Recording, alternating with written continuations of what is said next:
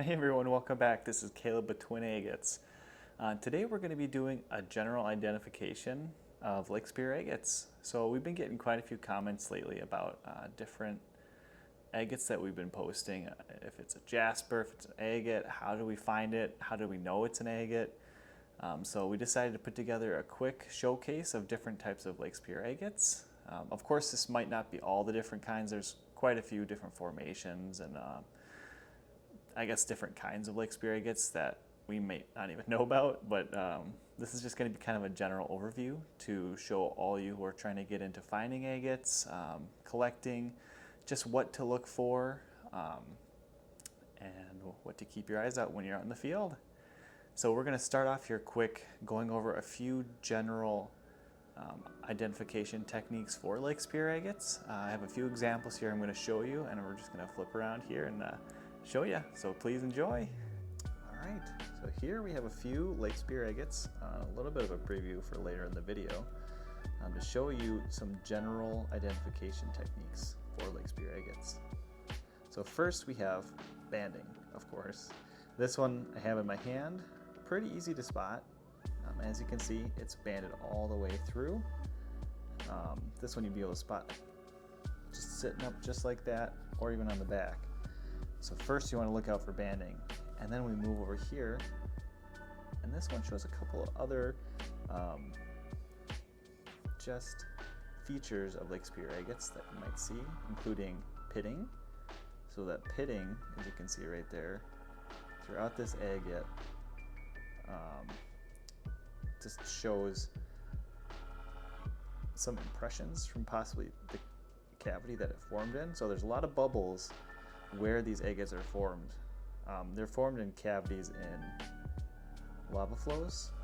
So as the lava flows harden, sometimes those bubbles go through the lava and they create cavities, and they're filled in with silica from hydrothermal fluid over time. And then we get weird shapes like this from that. And it shows little bubbles all around, and that's what those pitting features are from. And then a general waxiness. That's one you kind of have to feel, but you can also kind of see it on the sides here. So we've got waxiness, pitting, banding, and then we also have translucency. Now, as you can see right here, this one isn't very translucent. So this isn't the case for every agate, but for most of them you can take a light and shine it in there. And as you can see, the light is going through the agate. So that would be the translucency. And then finally we have conchoidal fracturing. So that you can see it on this one, it's almost like the way that glass fractures. That clean surface that almost is in layers as it breaks. Very nice. So now we have that out of the way, we're going to move right into the identification of different types of agates. So here are the first couple of agates. So these are just Fortification Agates. They're Lake Superior. All these agates we're going to show today are going to be Lake Spear agates. So as you can see, these ones are just nicely banded all the way through. The one on the left here, this one has been oiled and cleaned, while the right one has just been cleaned and not oiled it. You can really see the difference. They're both just beautifully banded though. So these are just some classic Lake Spear agates, including this one here too. This was actually the first agate I found that was a decent size. It's got some tubes. This one's a little more gemmy, or it looks a little more like jelly is what a lot of people say, rather than these nice paint bands here on this Lake Spear agate. So there's Fortification agates, and then there are water level agates. So here's a great example of a water level agate, where it's just got a little bit of banding on the bottom and then some other bands up top.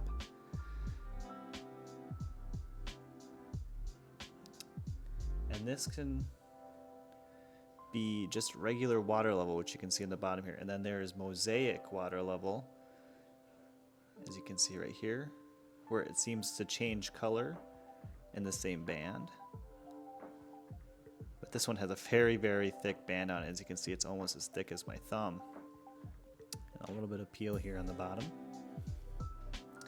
Here's a very, very large water level lake spear agate. This one also shows quite a bit of peeling on the bottom, but as you can see, the bands go around and into a flat, or other people call them gravitationally banded as well, almost like they were deposited layer by layer. So that's a beautiful water level as well. And then here is another one. I mentioned mosaic earlier. You can see it a lot better in this lake spear agate as well. See where it goes from white to a darker color right there. And this one also contains eyes. Eyes are just a circular formation on lake spear agates. A lot of collectors like eye agates, which I have a few more examples right here. These ones are a little larger. Sometimes you find some smaller eyes, but as you can see, these ones are quite large, easier to spot. There's another one, as well as this large red lake spear eye agate. So they come in all different colors. See, this one is very red and slightly tumbled, but this one is blue. And here is some of that pitting I talked about earlier. So you can see there's these almost like bubbles that seem to have been in the husk of this lake spear agate.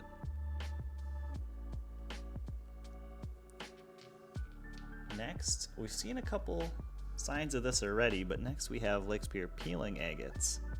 So people call these peelers. As you can see in the back, it looks like it's almost peeling away. Let's see if I focus. So here's more of that pitting. Overall, it just has very nice banding. Here's another great example. This one seems to be pretty much all peel with a little bit of banding. Look at some banding peeking through here. But this one is almost the color of like a sunset. It's beautiful. And you might recognize some of these agates from the shorts that we do. So feel free to check those out because we have quite a few agates showcased. It'll help train your eyes. So here are some smaller peeler agates. This was one of the very first ones we made a short out of. It's got beautiful bands, but this one is moving a little towards what we call a paint agate, or a chalky paint agate as well. And so here's an example of that. Here's a chalky paint agate. These ones I don't typically oil. I've had some color removed by oiling before, but as you can see, it almost has like a chalk color on the outside. That's why they call it chalky, and the feel as well. But it's just got beautiful bands as well as some peel on the back. So next we're going to move on to what we call shadow bands or parallax, where the bands are so tight, or I guess you could say very close together, and it seems to create like an optical illusion. The bands moving. This is a great example, but this one coming up next is an even greater example of this phenomenon. As you can see down by my thumb, it almost looks like the bands are moving. That's because it's a colored band with a clear band right next to it, and they're so close together that it just creates like a movement, almost illusion.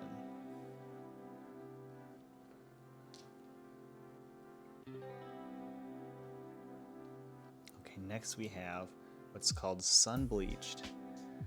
So I think I've talked about this in previous videos. I think it was the agate cleaning video. Sometimes when lake spear agates are sitting out in the sun for a very long time, they will get almost bleached, which is what that white on there is. Sometimes it brings out different colors. And these ones specifically, they have turned more white. This is something that you typically would see more in like a farm field or a gravel pit when looking for agates. I know I mentioned earlier that finding Lake Superior agates is a lot easier in gravel pits and farm fields and then the shore, but you won't see as many on Lake Superior with sun bleaching. This one's great because you can see the front, all this white. This is what it looks like sun bleached, and the back, this is what it would look like if it was not sun bleached.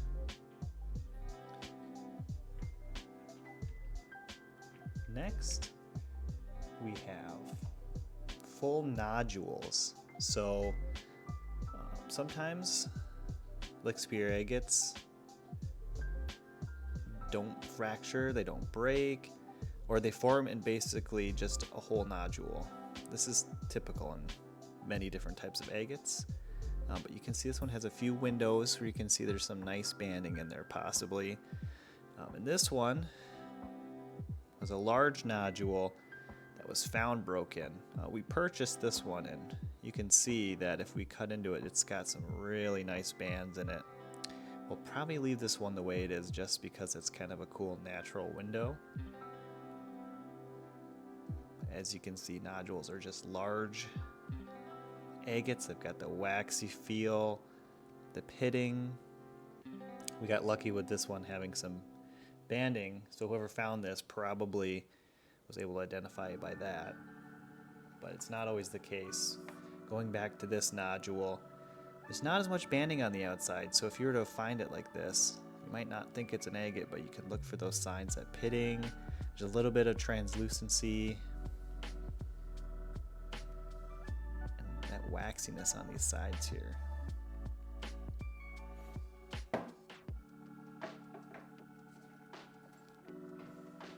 So next we're going to move into what's called a hurricane Lake Superior agate, and that's just these wavy bands around here. This one is a great example just because of all the different sides that have hurricane. This is just another one of those terms used in the agate collecting community. I don't think it's an official term, but it's a beautiful type of agate. And then water washed. So remember what I meant, or remember when I mentioned Lake Superior agates being found on the shore?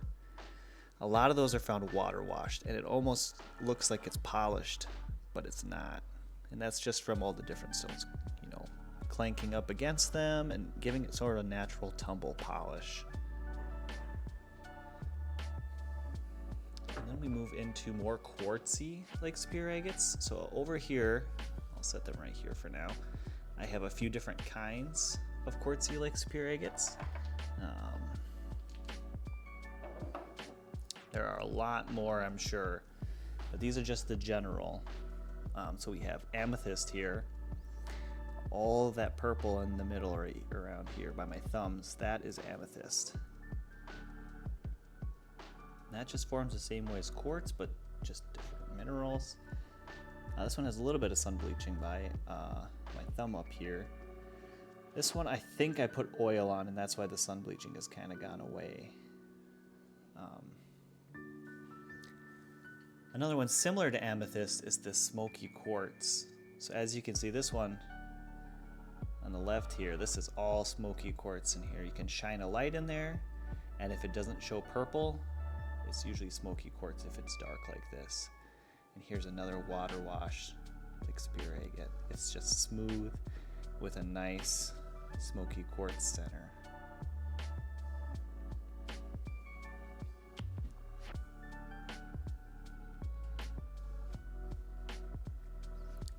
Next we have float Lake Superior agates. So the reason they call them float is because it looks like the bands are floating in the quartz. So these are just typically quartzier Lake Superior agates with some bands in them. These ones are what you'd find most commonly.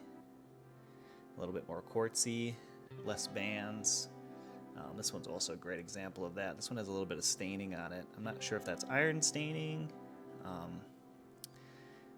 but it has a little bit of moss on the back. Just a beautiful agate with some nice bands, but it's got the float, so there's lots of quartz. And this one's also got ventifact, so you can feel the bands. I don't know if you can see that on camera, but it's been weathered by the wind, where it almost gives it a little bit of a polish, but you can feel where those bands are. It's like weathered away the material between them. And then finally we have what's called Sagenite Agates. So these are quartz. I'm not 100% certain on how these are formed, but they are blue quartz crystals that almost look like teeth. We have a few polished examples here, and as well as some natural. These are probably one of my favorite types of Lake Superior agates. Just gorgeous blue. And here are some natural examples of just lots of skip with some nice husk, as well as this one.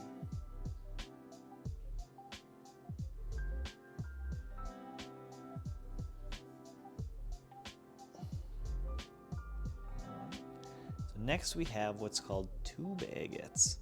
So this is a great example of what a tube agate can look like with a little bit of quartz. Almost looks like in these agates that there are tubes going through them that are very visible. They can be ventifact as well. And here's another one. You can really see the tubes on this one, and then almost looks like little dots on the top, like little circles at the top and bottom where those tubes are. Almost like they formed in a cylinder inside those pockets.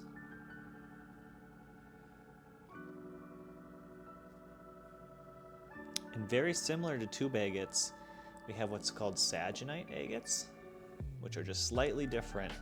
They are more of sprays rather than just tubes. So here are a couple of those, and maybe we can get a real close up here in a sec of one of these. Here's a fantastic example of one.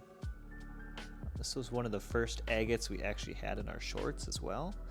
So you might recognize this one if you've been watching our videos for a while now. If not, this is probably one of the best examples I've seen of a Sagenite agate. They're very closely related to the tubes. And then if you cut and polish one, sometimes you get what looks like this.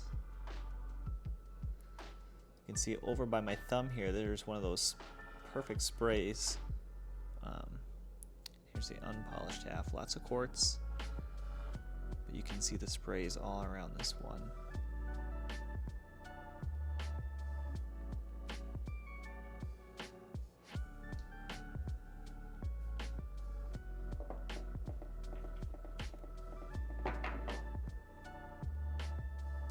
And then next, we have what's called fragmented membrane.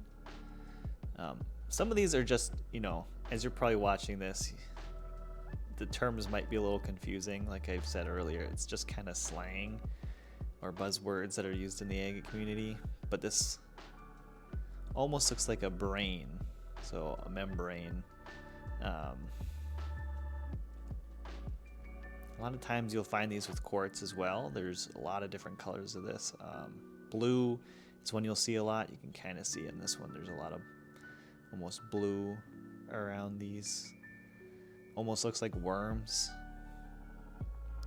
Not my favorite kind, but definitely very cool. I have one other example of this. This one is more white. You can see it again right in here in that quartz.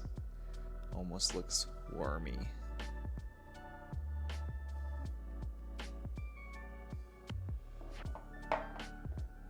And now we're going to move to more common agates, and then a little bit of what you can also find on agates as well. So what we have here is Agate In Host. You'll find a lot of this on the shore. I think this was in our first YouTube video, finding this agate in Host. As you can see, this one is very beautifully banded. You won't find as many with this nice of banding. It'll probably look more like this one. This large example has a few pockets of agate material, some bands. Here's a good one, almost like a geode. This is Agate In Host. You'll find a lot of this on the shore of Lake Superior. You can find it any landscaping rock. It's pretty common, but sometimes you can cut this open, and that's the plan with this one in the future, is to cut it open and see if there's anything on the inside. Because look at all these little geode pockets. I'm excited for that for a future video. And then we have what's called a moss agate. This is probably the most common Lake Superior agate type, or it's just almost looks like a moss, like a mess of just bands. This one's been cut, so it sort of looks like a jasper, but then you open it up and there's just bands, and this one might have some skip atom in it as well, that blue. I can't say that for sure, but this is a fantastic example of like a large face of moss. And this one was found on the shore of Lake Superior, so that's super cool. And then you'll also find what's called Limonite stained agates pretty often. So here's a great example of that. Limonite is kind of like a coating on these Lake Superior agates. You can grind it off, I think, if you get deep enough, but you can't just wash it off. It's like a permanent stain on the face of the agate. Sometimes it's beautiful, sometimes it kind of takes away from the agate, but in my opinion, it usually enhances the agate. Here's a great example of that. It might be hiding some of the bands, but here's one more example. This one's a good agate because you can see what it's like without the limonite and then what it would look like with limonite all over. Beautiful. All right, and then lastly here we have what I like to call lookalikes. A lot of people call them leave right where you found them. I didn't make that up, but I do say that every once in a while when I pick up the wrong rock and I think it's an agate, but here are some good examples of that. So this first one here, this is a piece of jasper or chalcedony. We find this a lot in farm fields. As you can see, it looks like it has bands.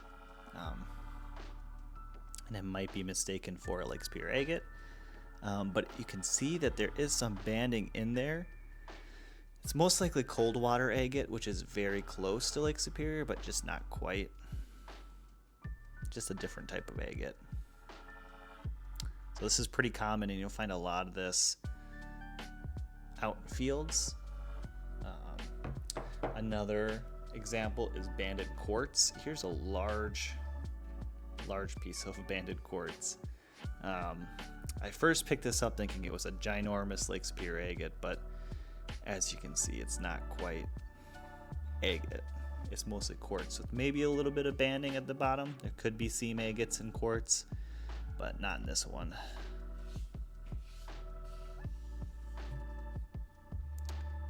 All right, next we have chalcedony. So this is just chalcedony.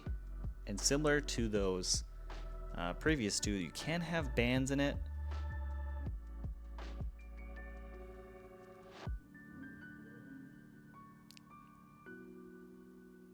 Yeah, not quite an agate. Next we have, I think is banded iron. Sometimes it can actually look like an agate.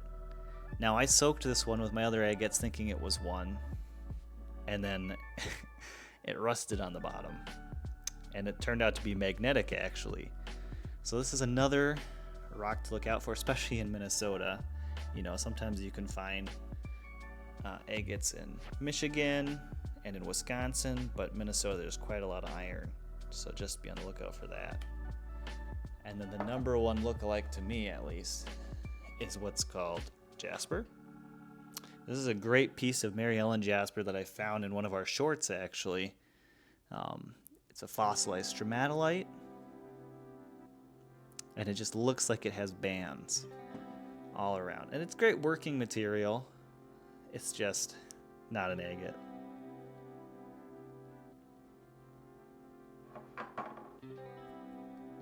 Hey everyone, thank you so much for watching. We really appreciate all the support.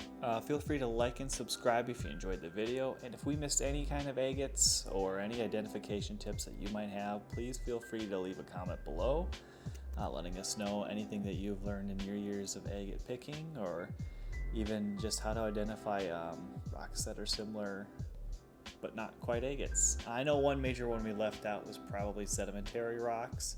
I didn't have a good example with me, but those are ones you got to keep out an eye for because they seem like they're banded, but not quite agates. So we'll be coming up with another video soon here, most likely another agate finding video, or we will be heading up to the UP again soon to look for Uperlites again. So stay tuned.